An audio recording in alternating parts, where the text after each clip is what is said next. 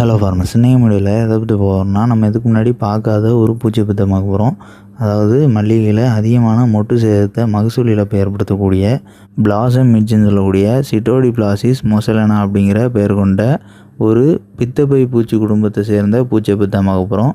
அதாவது பித்தப்பை பூச்சிங்கிறது கால்மிட்ஜ், அந்த குடும்பத்தை சேர்ந்த ஒரு வகையான பித்தப்பை பூச்சி தான் இந்த சிட்டோடிப்ளாசிஸ் மொசலனா அப்படிங்கிறது.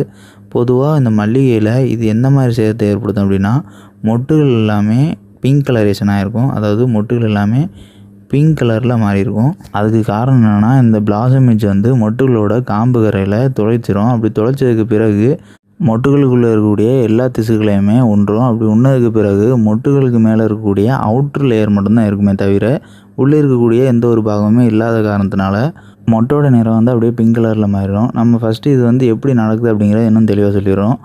இப்போ இந்த ஆரஞ்சு கலரில் இருக்கக்கூடிய குசும்